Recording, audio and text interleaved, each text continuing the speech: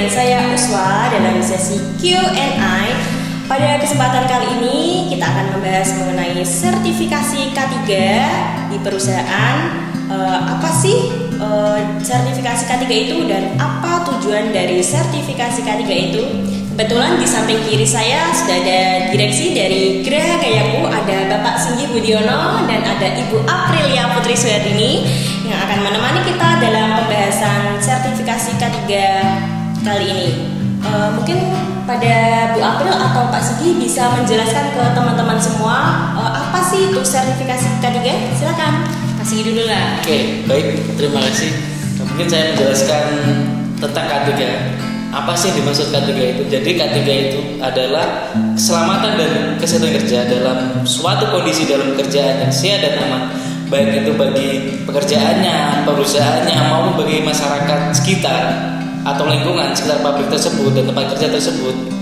Dan keselamatan dan kesehatan kerja itu juga merupakan suatu usaha untuk mencegah setiap perbuatan atau kondisi tidak selamat yang dapat mengakibatkan kecelakaan kerja. Nah ya, terima kasih Pak Singgi. Mungkin dari Ibu Aprilia bisa menambahkan mengenai sertifikasi K? Silakan. Nah, untuk sertifikasi K3 sendiri, dasar hukumnya itu di Undang-Undang Nomor 1 tahun 1970. Mungkin Mbak Uswa belum lahir ya, tahun 1970 ya kan? Nah, kenapa sih K3 itu sangat penting sekali? Seperti yang sudah dijelaskan Pak Singgi tadi, bahwa K3 itu kan melindungi dan menjamin keselamatan setiap tenaga kerja dan orang lain di tempat kerja.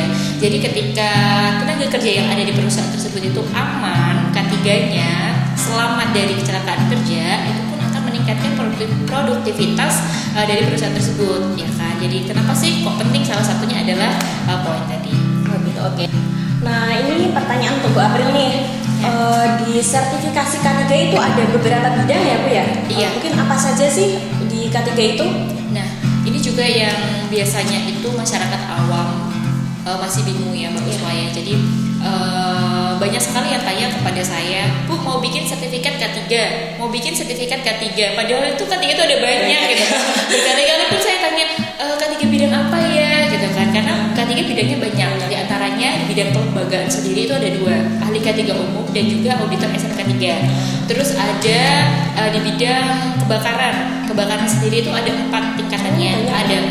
Ada petugas kebakaran kategori A, B, C dan juga D. Terus juga ada K3 bidang kesehatan, yaitu petugas K3 atau petugas P3K gitu ya, di tempat kerja.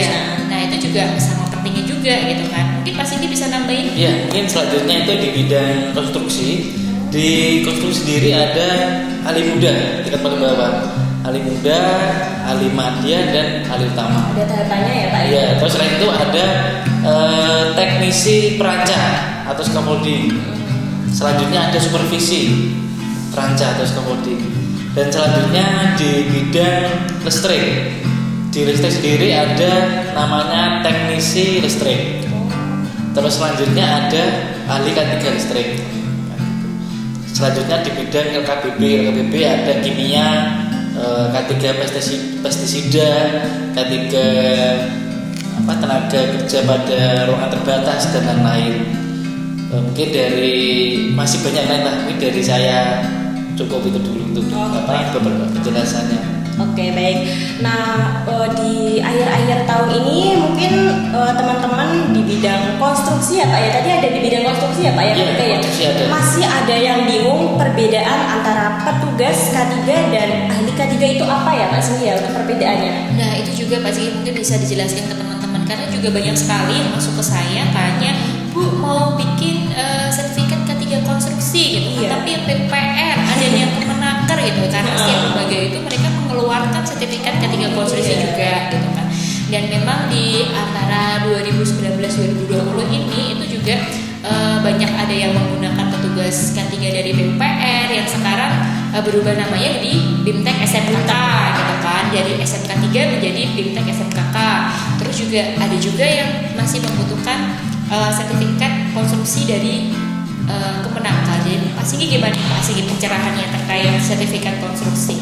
Ya, mungkin dari saya memang acuannya tetap ke Undang-Undang Nomor 1 tahun 1970 mengenai K3. Jadi sudah jelas di pasal 1 ayat 6 itu ada penjelasan tentang ahli K3, bahwasanya ahli K3 itu adalah tenaga ahli yang berkompetensi, yang sudah mengikuti pelatihan dan disertifikasi oleh Kementerian Tenaga Kerja sebagai lembaga negara yang secara sah di dalam undang-undang tersebut. Tapi bila di kementerian yang lain juga ada kebijakan mengenai K3, jadi banyak peraturan yang tumpang tindih antara kementerian atau lembaga di Indonesia, di negara ini.